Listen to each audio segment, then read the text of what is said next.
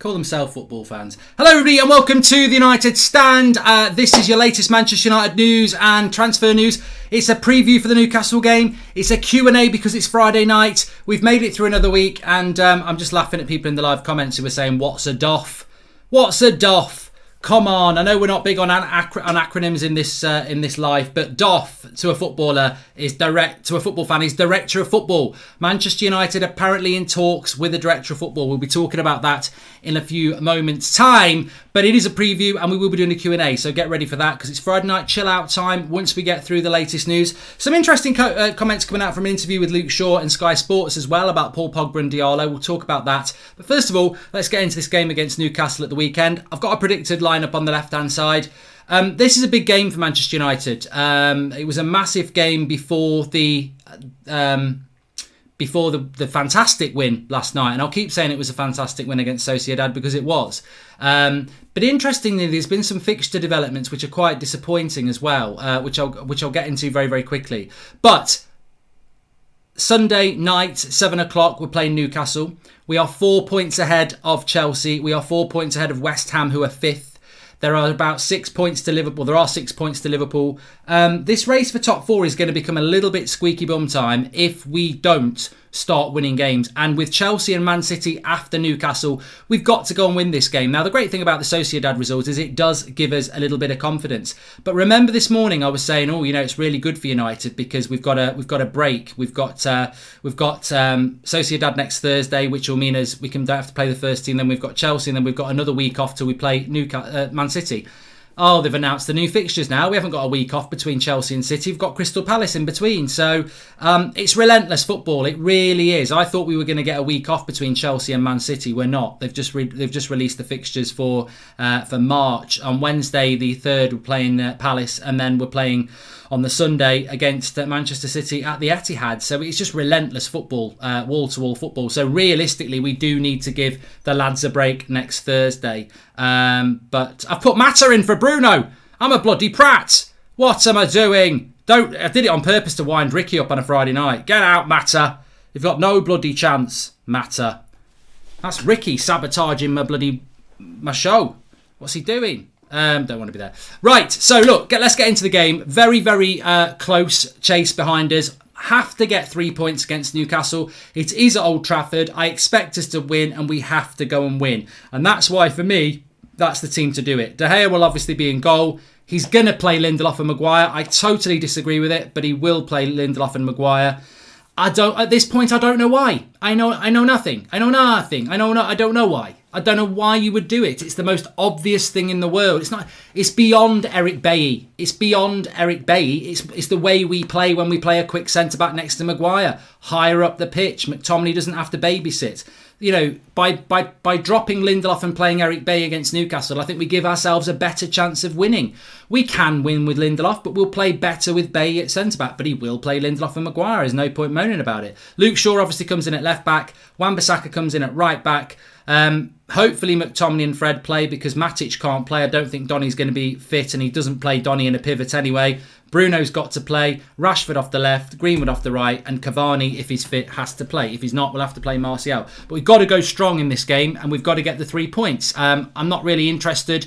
I'm going to be talking about the director of football in a minute, Arman, but it is a preview first.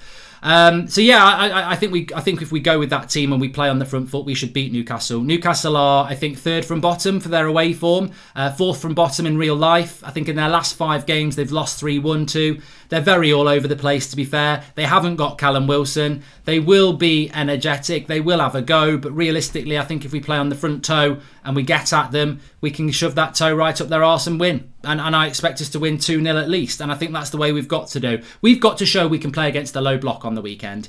And I think that we can do that. And ultimately, I think we will get the 3 points. And I think they're absolutely essential as we move into a very hard period in the Premier League with Chelsea and Man City, our next 2 games. We've got to get those 3 points. Especially, Chelsea coming up next. And there might be opportunities this weekend. I think Spurs have got West Ham, Leicester have got Villa. There are points that teams around us are going to drop. The last thing we need is a bloody draw. We definitely don't need to lose, and I think we will win. I think I think Thursday night reminded us that we're still a good team. I think we were starting to think, oh shit, here we go again, we're in trouble. We are a good team. We can play well. We've just got into a bit of a rut. We've had a bit of kick up the arse, and I think we will get the result on Sunday. And I think it's important that we do get the result, because hopefully then over the next few weeks we can get Pogba back, and we can, bring through people such as Diallo, and maybe Van der Beek gets a bit more game time, Cavani be back, and we can start to rotate around, and Tellez and people like that can get more involved. But we've got to win. There is no room for manoeuvrability in this game. We have to win this game. I watched Newcastle play against Chelsea on Monday night. Was it Monday night?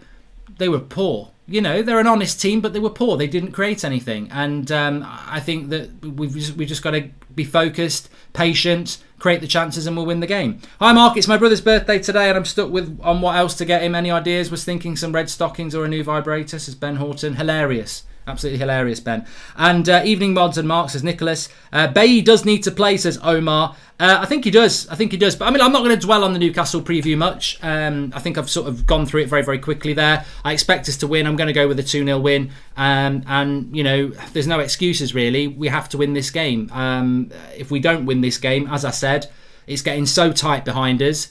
It's going to get very nervy. And I think what I would say is, if we don't beat Newcastle, and we don't beat Chelsea and Man City, after those 3 games, we won't be in the top 4. That's how precarious it is. But if we do beat Newcastle, and then we take that momentum into Chelsea, we get a result against them, I think we'll be comfortably in the top 4, regardless of what happens against Man City. So it's a defining game. It definitely is. Let's talk about this director of football, because I want to get into the questions anyway, but I want to talk about this director of football. So fair play. This is coming from Stretty News, and their source is apparently that Manchester United are in talks with Matteo Tognosi, who is the chief scout at Juventus. He's recently done his sporting director qualifications. I didn't even know they existed. Celtic are after him, but apparently Manchester United are talking to him as well. Wealth of experience. He's been at St. Petersburg as a scout. He's worked at Leverkusen, and he's been at Juventus since 2017. Very meticulous chief scout. Wants to be a sporting director.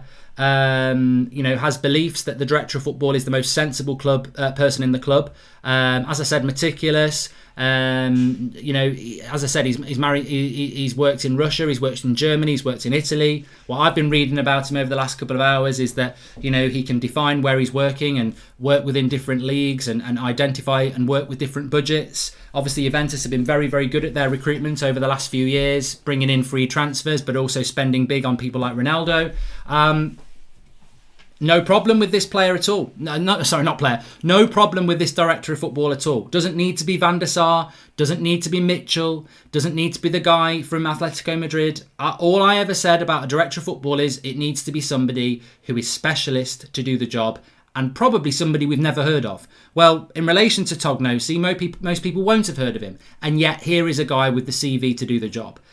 Brilliant. Absolutely superb. I really hope there's something in this. To be honest with you, I don't think there is. I think it's a crock of shit. Not the story. I just don't believe. I think Manchester United have been chucking this fake bait in about a director of football for 5 years, and we never end up with one.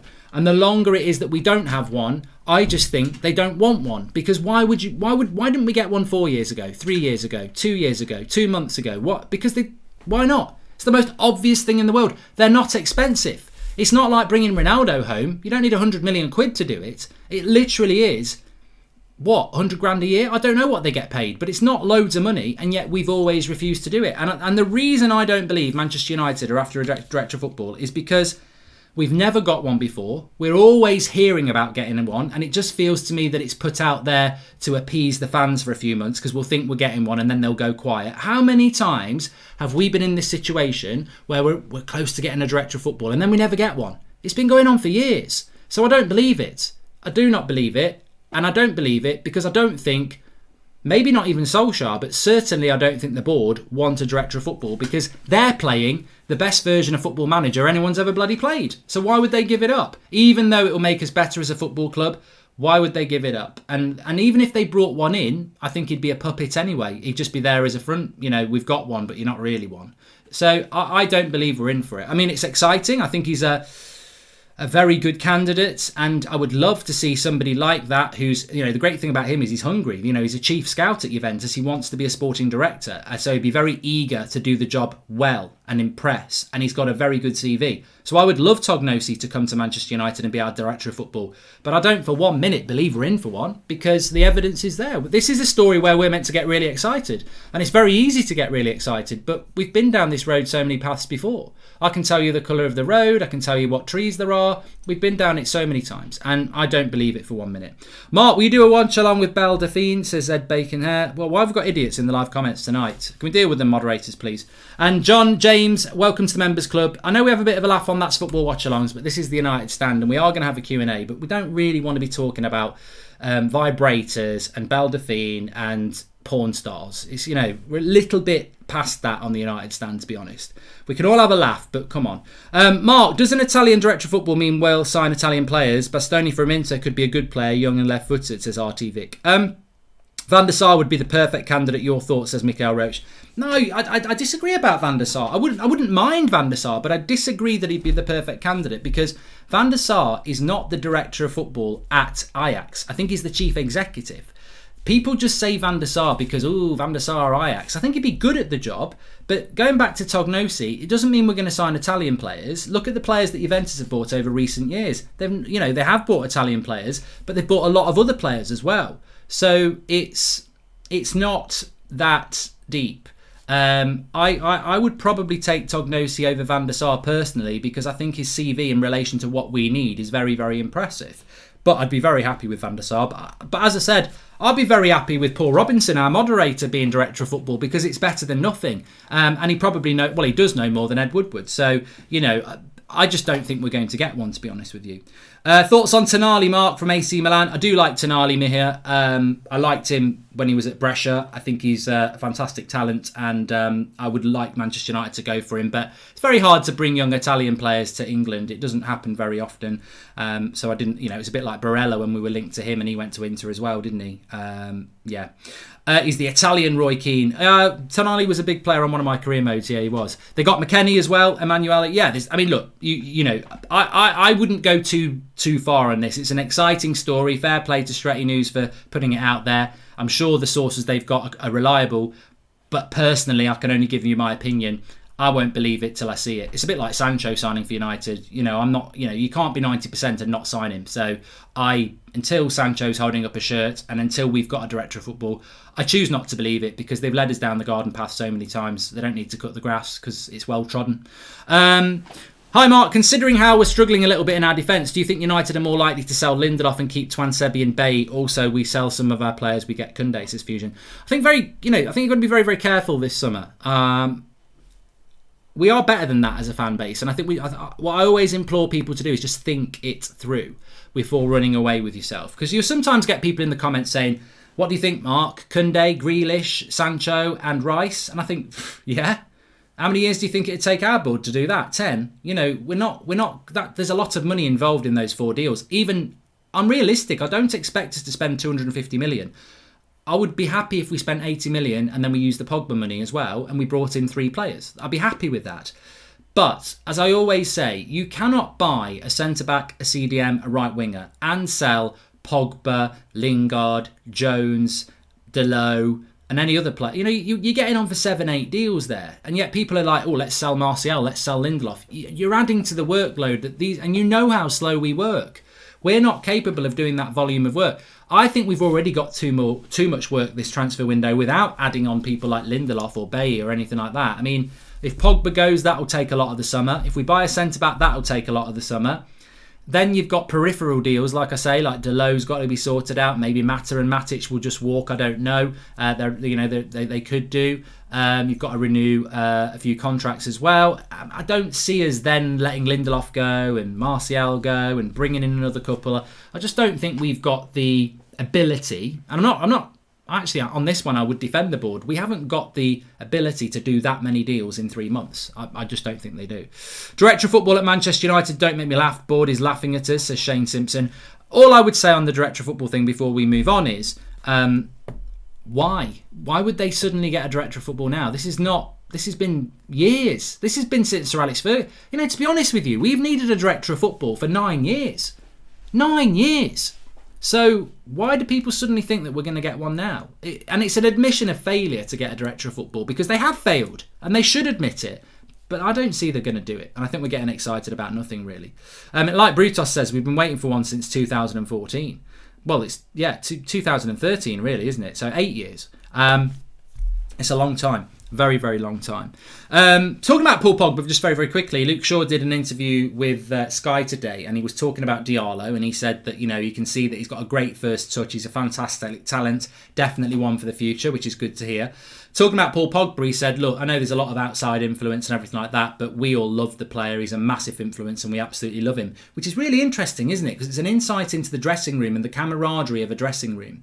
Because for me, I like Pogba. He's committed to the club until the end of the season. That's fine. He was doing well before he got injured, and I think that there was a pact of peace and commitment from everybody to do well. But there's always been from the United dressing room this love for Paul Pogba, which is really interesting because I think Mino Raiola is such an erosive force in public. He's confrontational. He's arrogant. That's what he is. And because he represents Paul Pogba, you get those vibes off Paul Pogba. But everyone you talk to about Paul Pogba or anything you see in the media is that, Pogba's such a nice guy. He is. He's a nice guy. But unfortunately, the person who represents him causes a lot of the issues, and he does represent him, so Pogba has to take that on the chin publicly, and I think Pogba would accept that himself. But it certainly isn't the case that when the night before we played Leipzig and Pogba's agent is making it all about how shit it is at United, there wasn't any United players in the dressing room saying, Paul, that's out of order. Maybe they would have done. Maybe that's the problem. Actually, I've just thought maybe that's the problem. Maybe in the dressing room they're all like, high five Paul, getting on with him, even though his agents just caused a loads of problems. Maybe they're all like, yeah, it's not your fault. But actually, I think a Roy Keane or a Gary Neville would have a few words to say. So maybe we lack that in the dressing room. Maybe we are too nice. Maybe everybody doesn't realise that the club gets shit on sometimes by agents, and somebody in that dressing room should be pulling people up. Maybe Pogba's influence in the dressing room is too much that nobody would do that. I don't know. What I do know is that Pogba is really well liked in the dressing room and a nice guy. But I still actually think on that night somebody should have had a word with Pogba. Roy Keane would have done it. Maybe somebody did. But it's interesting just to get that out, because I still think that people think there's a divide in our dressing room, or that Pogba's not liked by some people, and it's never, that's never been the word that's come out of there. My cousin Mark is yet to be promoted to first team. Ollie is too overprotective. No other manager thinks they've got a 5-year leash, says Cesar Gerardo. And did you know Mino Raiola owns a property once owned by Al Capone, the Italian-American mafia king, says Anthony. I wouldn't be surprised. Mahmoud Hassan, thanks for the super chat. Jacob says, why wouldn't United start Aaron Wan-Bissaka at centre-back? He's an excellent defender and you could start Tellez on the right or sign McSarins in the summer. Jacob, you've got an Arsenal badge, so I'll take that as a troll comment. But we ain't playing Ultimate Team here. I use Aaron Wan-Bissaka as a centre-back on Ultimate Team. He would be a trash centre-back in real life. He goes to ground more than a dead body. Like, he's always sliding. You can't have a centre-back who plays football like that. So, he's a brilliant slide tackler. You take that away from him and what is he? You don't have a slide tackling centre-back. You don't. He would have to be on his feet a lot. Centre-backs only slide tackle as a last resort, because once you're on the ground, you're in trouble. And it's not like Wan-Bissaka. When he slide tackles, he knows he's always 5 metres away at most from the touchline. So as long as he gets a hard kick on the ball, it's a throw-in. You do that in the middle of the pitch, it ain't going out and you're on the ground. Mark, you've got to pump it up, says Bain. Thank you. You've got to pump it up. I was thinking about something else there. Get your questions in. Just a little bit more before I move on. Cavani. Story on Cavani about Boca Juniors again. Just to add a bit of clarity to this, it keeps coming out that Boca Juniors want Cavani. Then you get the story that United want him to sign a new contract. The basic story is that Boca Juniors would like to take Cavani, and this is probably going to happen in 2022 summer, not now. Cavani wants to go to the World Cup in 2022 with Uruguay, and feels to do that he has to be playing in Europe in a top league. He's got that opportunity at Manchester United. He's playing regularly as our number 9. He's happy to be here. Of course, if United don't want him, he will find another club quite easily because he's had a good season. But the intention of Cavani, if the offer is right, is to stay at Manchester United next season. And then next season, at the end of it, he may well be going back to South America to retire because he'll be, 35, 36 then. So there's no prospect of Cavani leaving Manchester United unless Manchester United want him to. And at the moment, I wouldn't expect that to happen. Declan Rice to Manchester United, says Aman. Well, we were speaking about that at the start of the week. I would say at the moment, centre-back is likely to happen, whoever it's going to be. Right winger is probably going to happen. Centre forward might happen. CDM, for some reason, we don't seem to be looking at one. And it's baffling because Fred's not one. It's arguable Matic isn't one anymore. McTominay's not one. And Van der Beek's not one. And Pogba's not one. And Pogba's probably going to go in the summer. So who's the CDM? And, Jimmy Garner's doing a great job at Forest, but you can't bring him back to Man United and play CDM. He's not ready for that yet. Mark, have you seen that Bruno's stats in 2020 are very similar to Messi's? He truly is our Portuguese Magnifico, says George Cooper. Thanks for the super chats. You can do that through the $sign if you so wish. Lucy says, please read my message as I would like to know why you've not been verified on either Twitter or Instagram as your content has grown over the years and you're a funny character as well. I've got no idea why I've not been verified on Twitter or Instagram. I think verification on Twitter is few and far between, but I don't really care. I'm not really bothered. I mean, I know a load of people who are verified who are way smaller accounts than me, and I'm not that person anyway. I don't really give a shit how big my journalists or have journalist friends who do it. So yeah, that tends to be what it's all about. Had a bit of lag there, sorry. I think it dropped out for a moment, but we should be back. Actually flashed up on my screen. I haven't had that for ages. So yeah, what are your thoughts on Martial? Sorry, I need to just go back to that super chat. Bruno, going back to that super chat from George Cooper, Bruno should be a candidate for Ballon d'Or. He won't be because Manchester United are not going to win the league and they're not in the Champions League. But on his stats alone, he's one of the best players in Europe, and he deserves to be in that category. He got to win Player of the Year. Mark, would you rather have Sergio Reguilon or Tottenham Luke Shaw's, said Baconhead? I'd rather have Luke Shaw. I mean, Reguilon's not hardly ever fit. Good player, but he's hardly ever fit. Luke Shaw's best left back in the league, I think, at the moment. Andy Robertson's not actually been playing as well as he can do recently, so I'd say Luke Shaw's the best. How do you think our play would be like against the low block? Personally, I think we need intelligent movement from the wings, so Wan or Donny. Also, do you think we ever play possession football under Ollie against City or Liverpool? I mean, that's got to be the aspiration, Angie. It's a great question. Ole Gunnar Solskjaer should be sat there at Carrington in his office with a plan. And his plan should be players he wants to bring in and the way he wants to play. I will sit here honestly and say there is no way that Ole Gunnar Solskjaer, and I would not expect him to be able to play against Liverpool or Man City and go at them in a possession way. We'd get annihilated. So I've got no problem when we play them that we play organised and counter-attack. But the map to success has to be able to do that at some point, and he hasn't got the tools to do it at the moment. But we've got to be able to do that. And on a low block, we can beat a low block. We did it a lot last season. The way to beat how to beat a low block? Luke Shaw and Wan-Bissaka basically have to be on the edge of the opposition penalty box. You've got to be playing that high with your fullbacks, interchanging, overlapping, and just grind them down. But you've got to get that high up the pitch, and that's what we're going to need to see on Sunday. Mark, centre-back pairing of Twansebi and Maguire. Mark, mate, I don't know, Mikhail Roach, what is going on with Twansebi at the moment. It's a real puzzler. I don't know what's going on with him. I can't give you an honest answer. Let's get into the questions anyway, because I look forward to this on a Friday night. I don't know what's going on with Twansebi. I think he's shown his potential. He showed that against PSG. He showed that on loan to Villa. Maybe there's a confidence issue at the moment. He's a young lad. Maybe the stick he's been getting. Maybe his head's not in the right place. But there was a brilliant comment last night that I read out, and it was absolutely superb. The first 5 minutes of the game yesterday, Eric Bailly was all over the place. And then he grew into the game and had a really good performance. We've been chucking Twansebi on for the last 5-10 minutes of a game, and he makes a mistake and everyone's on his back. This is what happens when you're not playing regularly. We saw it with Bailly yesterday, but he had 85 minutes to sort his game out and get used to it. You took Twansebi on for 5 minutes or 10 minutes, and he makes a mistake, and people are surprised.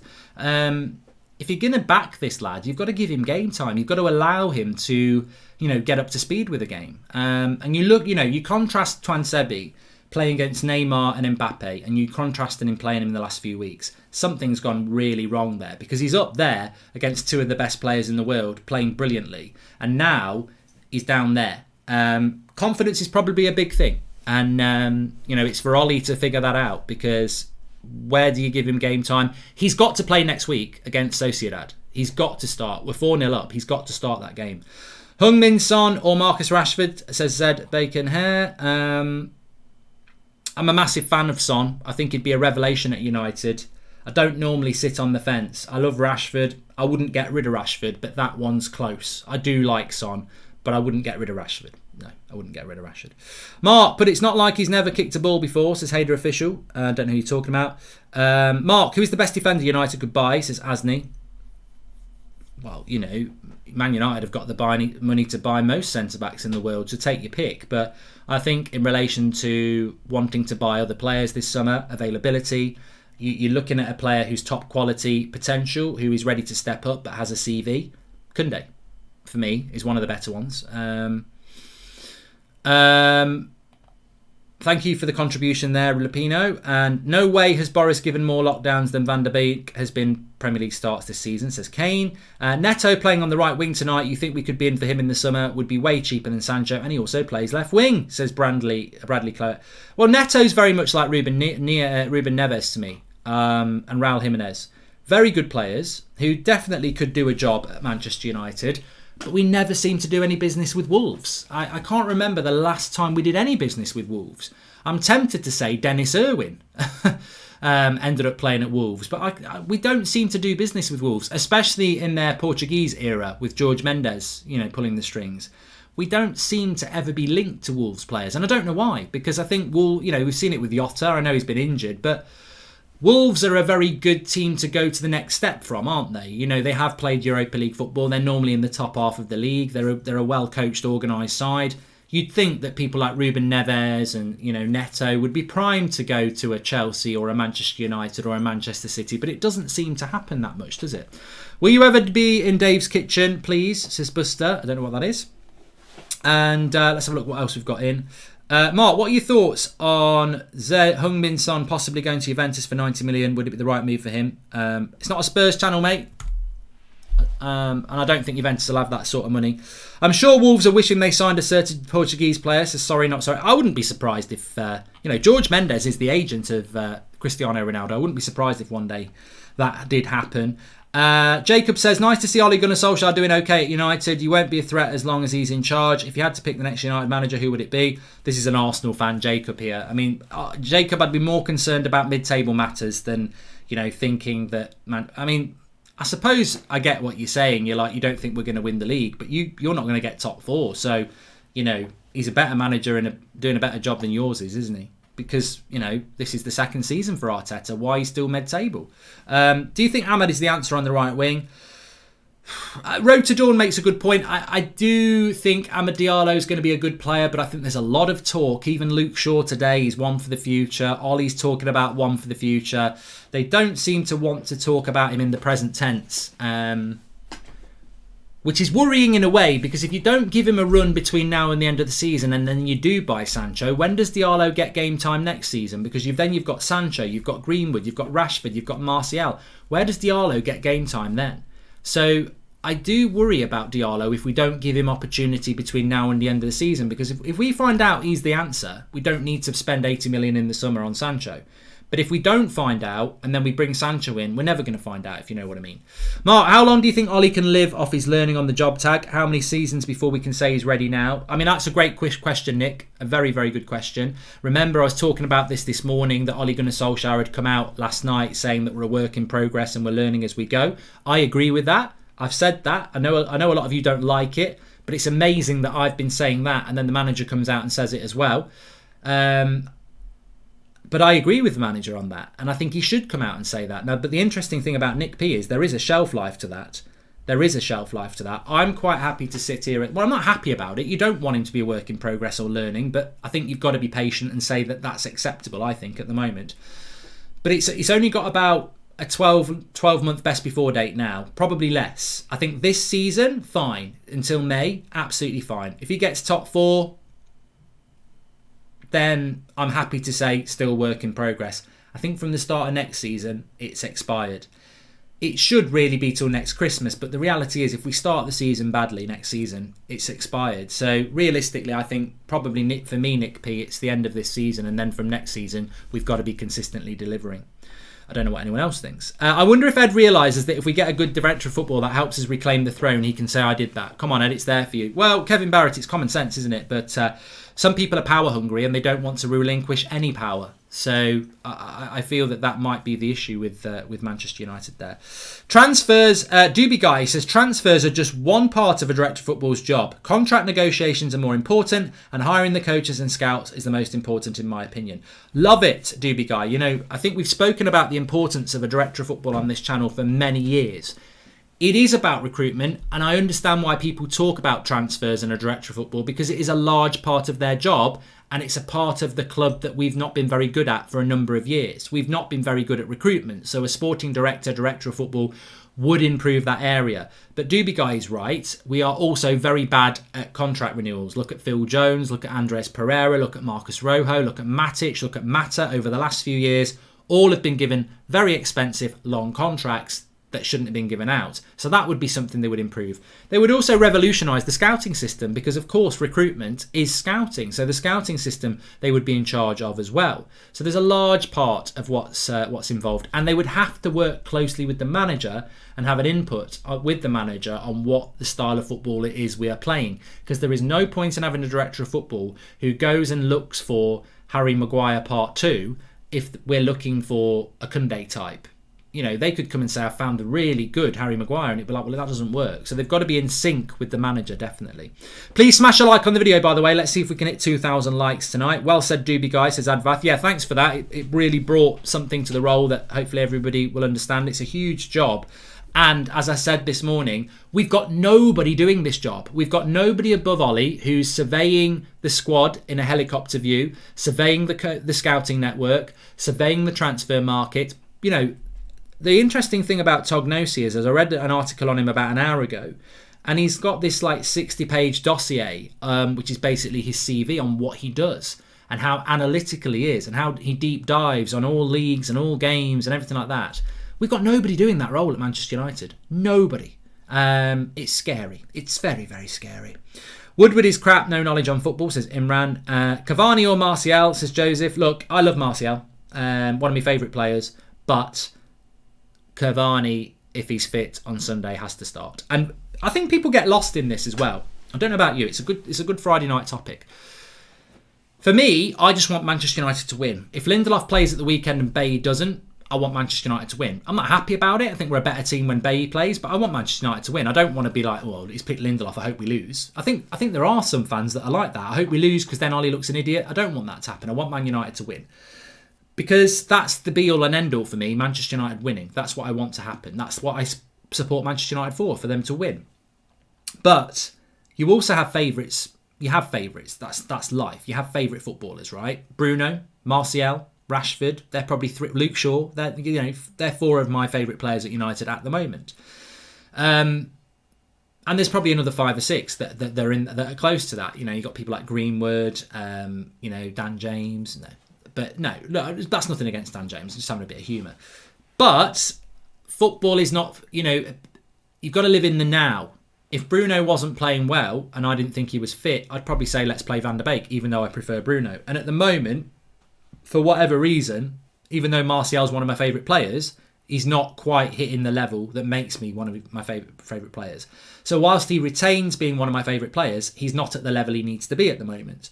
And in a game like Sunday where we need to win, if Cavani is fit, I pick Cavani. It doesn't mean he's I prefer Cavani. I like Cavani, but I want Martial banging the goals in, but at the moment I just don't feel it. How about we give Cavani another year, send Hugo out on loan in that year and use him as the Eddie replacement. Also gives Greenwood a chance at striker, says Christo. I'm not convinced Hugo's going to be even ready in what is effective. Even if we send him on loan next season, that's only a year's time when he's nearly coming towards the end of that loan. Not convinced Hugo will be ready for the first team in a year. Hopefully he will, but he might not be. So therefore he might not be ready for a loan next year. I hope he is, but very exciting player. Same with McNeil in the under-18s. He's ready to come up to the under-23s. So, yeah, it would be nice to see all that. But, with all these youngsters, they've got to be given the map. And, people talk about, as I said, Jimmy Garner, who's at Forest at the moment. He's doing really, really well.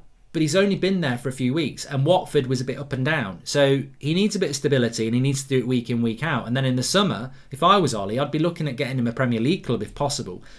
If a miracle happens, he might just chuck him in the United team. But I don't think he's ready for that at the moment. And he is only 19. So you've got to give them the path. You can't rush them. And the more these players are on loan doing well at championship clubs, the more likely they are going to do in the Premier League at United in future years. So we've got to be patient. We can't rush young players because we've got problems. It's not on the young. The great thing about youth is if you bring Greenwood into a situation like he's got now, where he's got people like Bruno and Rashford to nurture him and help him out, it's far better than chucking Greenwood into a team and he's the star of the team at 18, 19 years of age. We've got to provide a platform for our youth to succeed. Will Maguire go or stay, says Charlotte Hopper. Maguire will stay next season. I think it's a big season for Maguire. I think if we bring the right centre-back in, you've got to expect Maguire to play well. If he doesn't, then he will be looked at. I think at the moment, I'm happy for Maguire to, and I don't know what you think, but I'm happy, and I've said this for a long time. I think when Maguire plays with Bay, he's a good centre-back. And at the moment, I'm happy to see Maguire next season with our new centre-back. And I would give him that opportunity. And I'm happy to say that Maguire's bad form is because he's playing with Lindelof, and Lindelof's bad form is because he's playing with Maguire. I'm not going to go after each player individually. I think they are good players in the right partnership. But next season, if Maguire starts doing the things he's done this season and he's got the right partner with him, then I think he will start to feel the pressure. Arteta's win percentage with a mediocre side is 52%. Ole Gunnar Solskjaer with a very good side is 56%. We took 4 points off you this year. Do you like eating chip sandwiches? Says Jacob Aldridge. I do like chip sandwiches, but that doesn't defeat Ollie. I mean, 52% win rate is quite good, and I think Arteta's doing a good job. But 56% win rate is better. And I don't think our team's much better than Arsenal's. I really don't. I think Man United have got massive issues in areas that cost you games. Centre-back pairing costs you games, as we saw against Everton. A lack of a CDM makes you lose midfield battles, as we've seen a couple of times. So we have got good players, but we're not utilised. They're not really in the key positions at the moment. So the gap between Man United and Arsenal should not be as big as it is, I don't think. Daniel James has determination evident when subbed, says Final Fantasy. Yeah, I don't think that he's got. Chip butty's a lovely Phil Foster. I'll tell you what I like. I haven't had a chip butty in ages. Nice chips, plenty of butter on your bread. Put your chips in, bang. I haven't had a chip butty in ages. I need to have a chip butty. Thoughts on Scooby Doo at Man U, says Ian. Well, we don't say Man U, but Scooby Doo we do say. I liked what McTominay did on the pitch yesterday against Sociedad, getting close to Bruno. I want to see Scott McTominay getting close to Bruno, playing as a box-to-box midfielder. McTominay's best work is when he's in the final third. We know that. But to do that, you've got to have a quick centre-back and you've got to have a CDM. And we need those two positions, because I personally think long-term McTominay will battle for that box-to-box role. Whether he'll be good enough or whether he'll be on the bench, I don't care. It doesn't matter, because if you're a bench player for United, you're still an asset.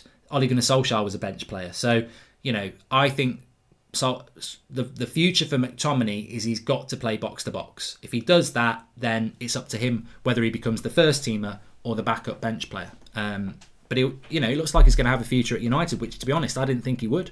I really didn't. Do you think Ronaldo would be a good manager? Not necessarily for United, but when he retires in the near future? The thing about Ronaldo is he's going to make a lot of money out of being a model and stuff like that, isn't he? Do you want to be a manager? It's a very vulnerable position. You can get the sack. He might do it. He's obviously got an ego, which is a good thing. Hello, says Charlotte, and Renate's there with a nice smile and a wave. Thanks, Renate. Hope you're doing well.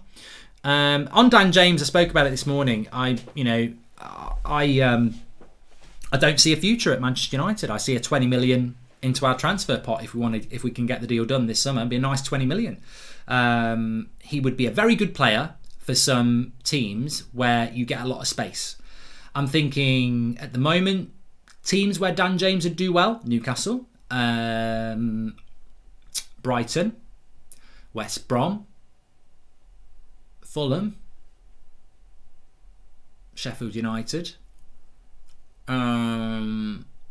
Basically any team that teams are going to attack a lot and leave space defensively on the break. That Dan James is going to eat that up.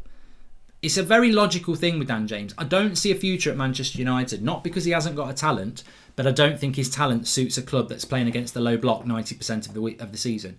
You know, what's Dan James going to do against Newcastle on Sunday? What's he going to do against West Brom last week?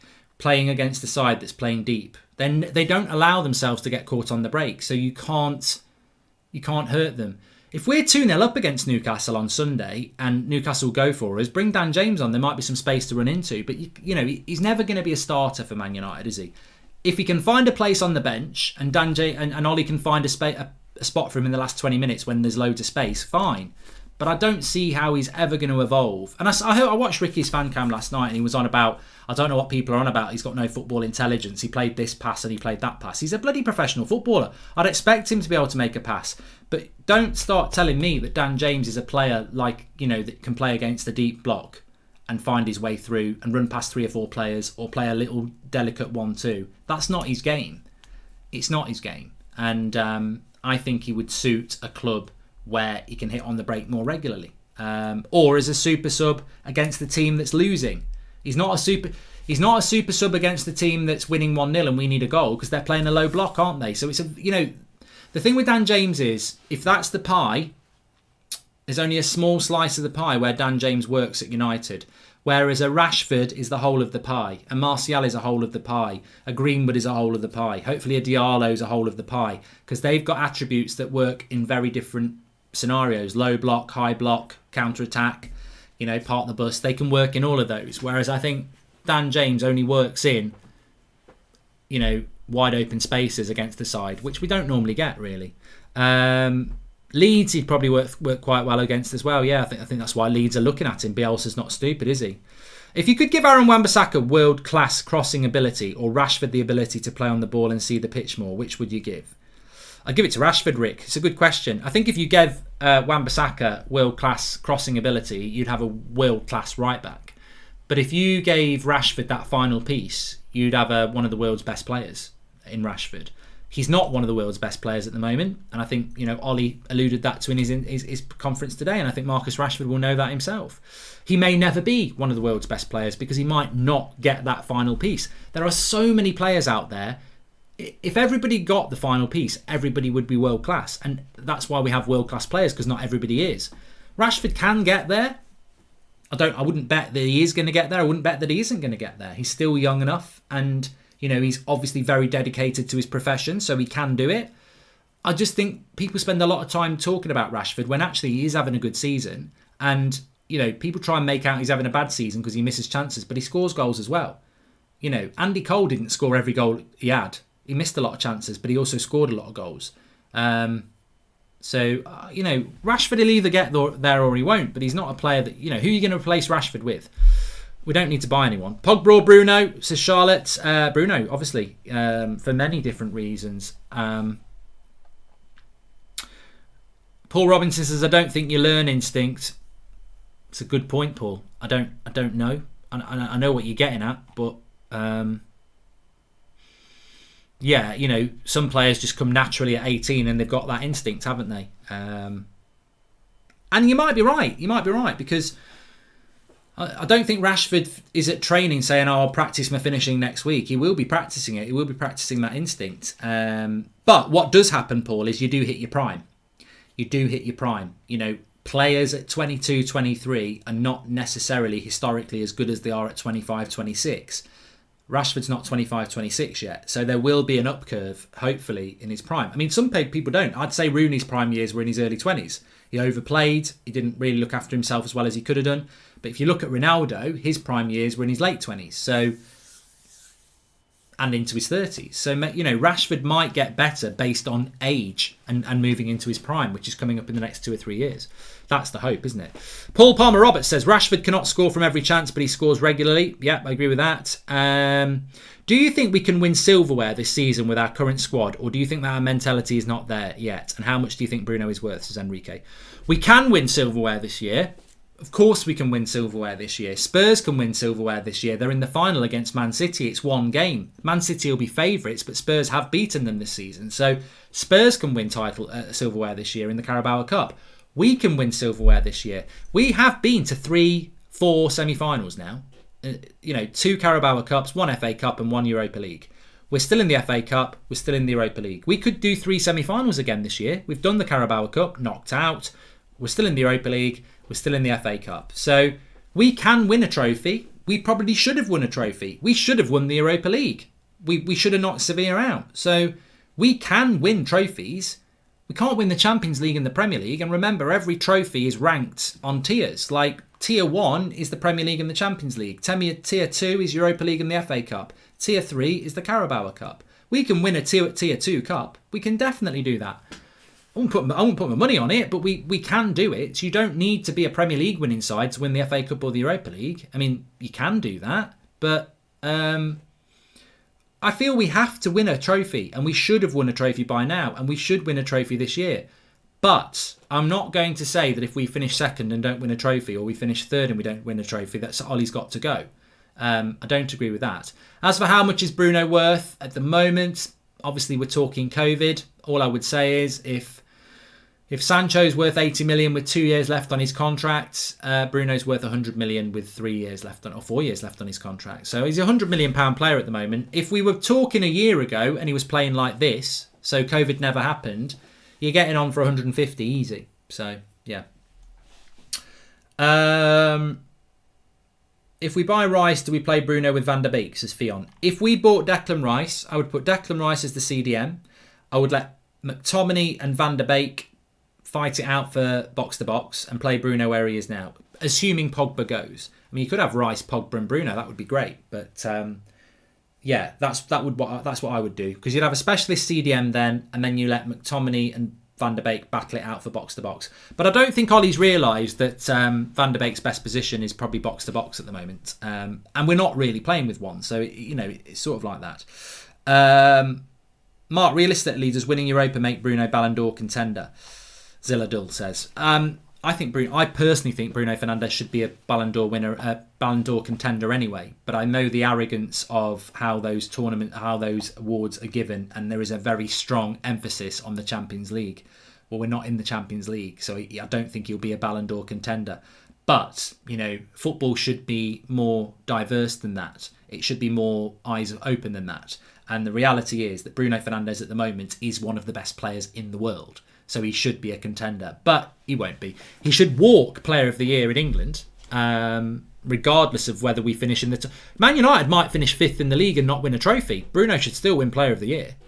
Welcome to the Members Club, Safe. Thanks for joining. You get a little badge next to your name. Thanks for everyone who does join the Members Club, by the way, supporting the channel. That's great. And please smash a like on the video. We're nearly at 2,000 likes. And make sure you subscribe. I can't believe we're nearly at 990, which is then it's the final countdown, 10,000. Down to 1 million. I can't believe that we could hit 1 million subscribers on this channel. I'm just sort of ignoring it, to be honest with you. It's amazing what you do and the support you give and how we've grown. It's just absolutely fantastic. So thank you to everybody who does get involved, even on a Friday night on a Q&A. Shaw has improved massively, says Joseph Flynn. I always saw, look, I don't want to say I told you so, but I always saw in Luke Shaw what a good left back he was, and he's just getting better and better at the moment. Mark, people are talking like the problem is Lindelof in the centre-back partnership. I think Lindelof would be a great centre-back next to a quick centre-back, just not Maguire. Pritish, interesting point, because if you buy Koundé and you play him with Lindelof, I don't think it works. Controversial. Lindelof and Koundé don't work for me because Lindelof's not great in the air and Koundé's, 5'10"? I don't think that works. So I would disagree with you on that. However, if you bought Koulibaly and you played him with Lindelof, Koulibaly's better in the air and he's quick, and I think that works with Lindelof. But if you buy Koundé, it's got to be Maguire because Maguire's got the aerial ability and Koundé's got the pace and readability of the game. So I don't think Koundé and Lindelof would have a great future. I do think Koundé and Maguire can work. I think Koundé and Bailly would work, but I don't think Koundé and Lindelof works because where's the aerial physicality that you have to have in a centre-back pairing? There's a player called Harry Kane that you're sleeping on, says Joel Corbyn. Harry Kane's had a very good season, Joel, but Spurs have had a very shit season at time, and Harry Kane's not scored. So I put Bruno ahead of Harry Kane, even though Harry Kane's got more goals and assists combined. So yeah, I do like Lindelof, and I think Lindelof and Bailly would work well together, Wiseacre, I agree. And we haven't seen that, have we? But you'd have to buy a right sort of centre-back to play with Lindelof, and I think you'd need a tall, quick centre-back to do that. And they'd have to be left-footed as well. Mark, do you realise that we're not getting Koundé because Ollie has said he wants a left-footed centre-back and he is right-footed? I haven't heard Ollie say that he wants a left-footed centre-back. And to be honest with you, although I think a left-footed centre-back would provide a lot of balance to our defence, I don't think we're looking at specifically for a left-footed centre-back. And Harry Maguire has played most of his career as a left-footed centre-back, even though he's right-footed, as a left-sided centre-back, even though he's right-footed. So I don't think that. I don't think we're looking at a left-sided centre-back at all. I think we would. We might buy one, but I don't think it's in the category. Is not they have to be left-footed. Anyway, what would we do with Harry if he played on the right? He wouldn't be able to play left wing. Lindelof and Twansebi against PSG worked very, very well. Very, very well. Who's better in your opinion, Tierney or Shaw? Says Sean Deitch. Who's the daddy? Well, Sean, I would say that Luke Shaw is better than Tierney because Tierney's another one who is injured all the time. So, you know, Reguilon may well be better than Luke Shaw. Tierney may well be better than Luke Shaw, but they're not playing better than Luke Shaw, are they? Oh, I nearly went into David Attenborough there. The blue whale is probably on its last legs. I did it better on the vlog. Mark, we've got Twansebi. He is strong and fast. I can't talk about Twansebi. We've tried to talk about Twansebi. I can't say anything definitive about Twansebi because I don't understand what's going on with him. He is a good player, but he's not being used, is he? So I do not know. I seem to remember that we have talked about left-footed centre-back at some points. I think it was because he said something like that before. I think he spoke about it at the end of last season because we were linked to Aki, wasn't he? We won the Europa League with Lindelof and Bailly. Lindelof and Bailly don't get played. What attributes do you think Lindelof has got as a centre-back? I think he reads the game quite well. I think he's got medium pace. I think he's good on the ball. I think he's got medium ability in the air. I don't think he's particularly strong. So I would put Lindelof with a quick, strong, better in the air centre-back than him. So Van Dijk would be very good with Lindelof. Koulibaly would work well with Lindelof. But yeah, I don't think Lindelof would work with Koundé because there's obvious areas that we're a bit weak on that. George Carl says Lindelof has got no strong attributes. I disagree, George. I think that the problem with Lindelof is Maguire and the problem with Maguire is Lindelof, and it amazes me that Ollie picks them together because it does neither player any favours. And I don't mind Lindelof. I think he's a good player, but I don't see a future with him, to be honest with you, if we keep Harry Maguire. Anyway, look, a lovely show, fantastic show. Really enjoyed episode of the vlog today, says Ihab. Yeah, you can check that out, Goldbridge at home.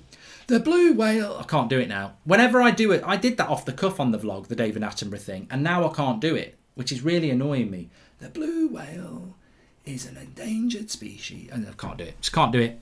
You have to watch the vlog. Anyway, thanks everyone for watching. I'll be back in the morning with the morning show, hopefully.